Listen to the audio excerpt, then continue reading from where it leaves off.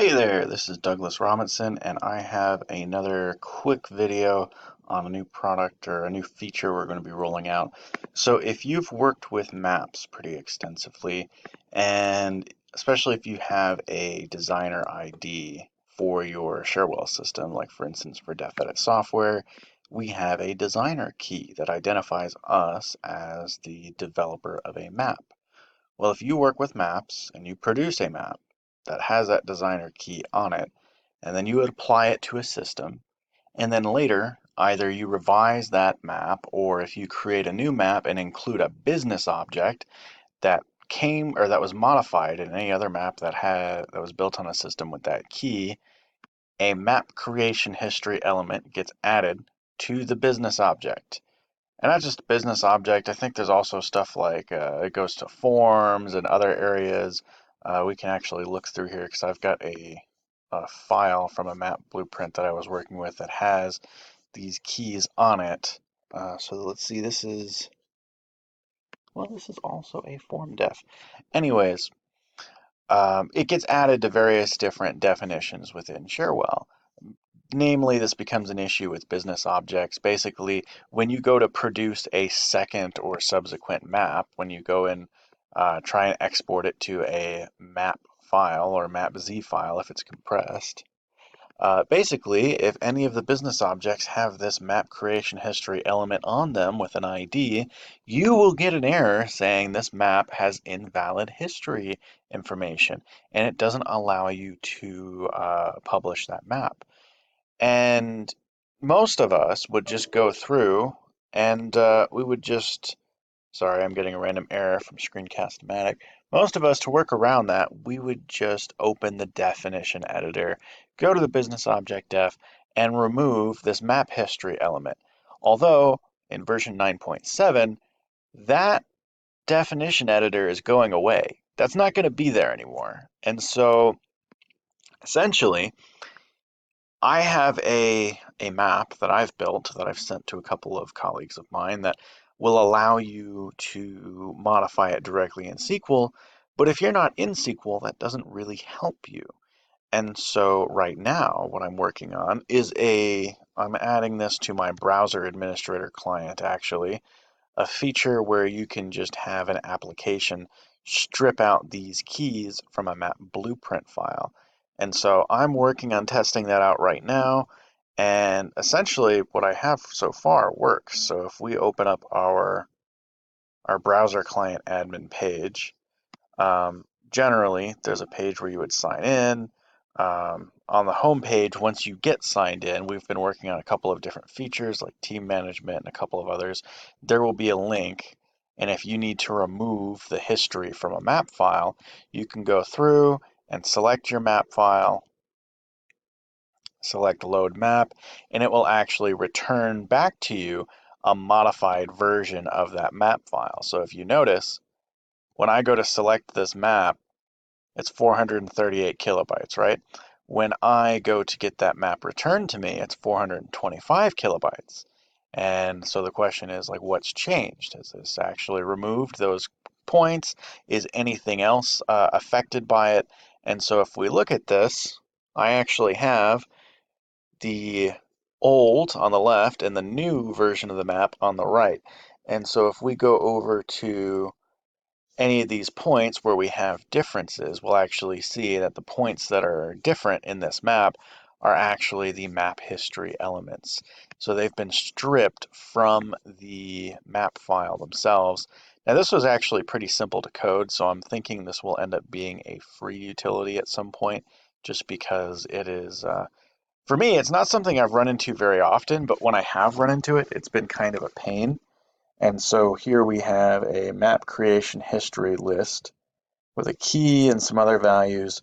And off on the right, this is right after the merge instructions list. And let's see, you got alias, you have description, and then afterwards you have property list. And so you can actually see that entire section just gets removed. And over here, it just immediately goes on to property list.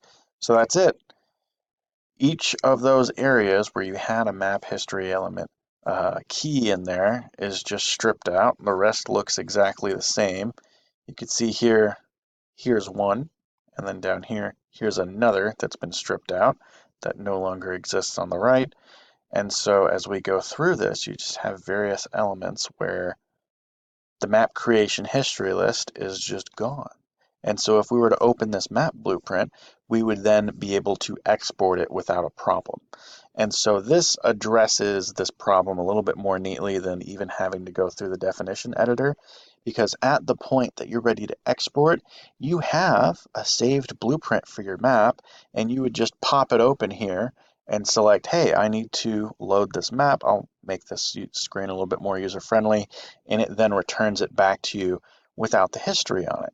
And now, ideally, I mean, this isn't meant to get around any kind of security constraint. It's actually a bug that can occur. Like, you can run into this working on your own maps if you publish a map and then start editing it on the same system.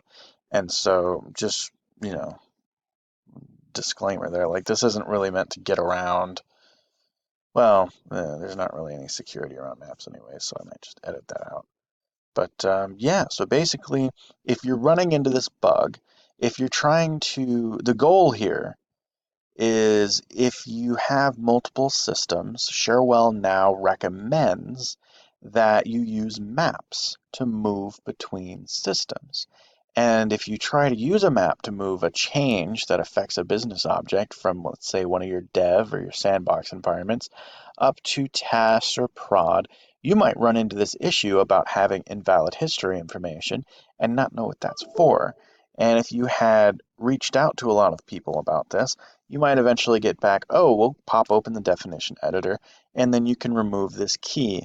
Well, the definition editor is gone as of version 9.7, and so you have no recourse to go do that.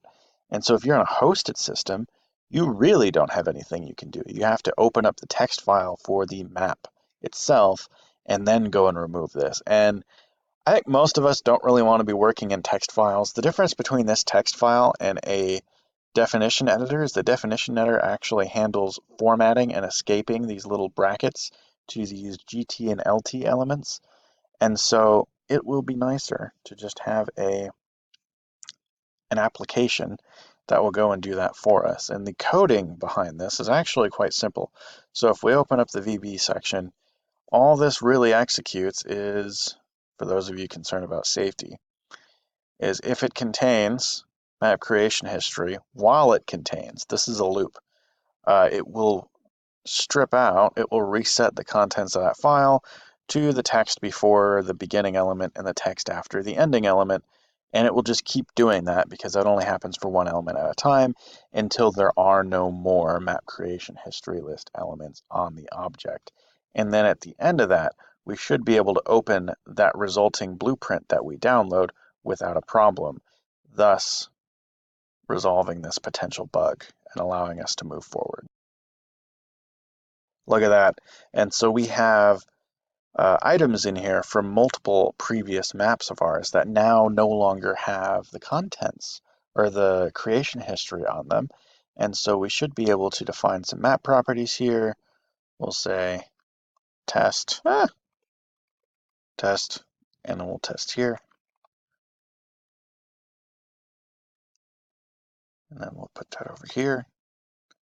Now if I click OK, I should be able to prepare this for distribution. And so I can say, hey, here's my map BP. Here's my map Z file. Export, and I don't get an error about invalid history information like I might have for before I made this change. And so that's it. If you run into this error, hopefully you will stumble across this video. And at some point, when I have this link, this web page available publicly, you will find a link to it in the description below this video. Thanks. Bye.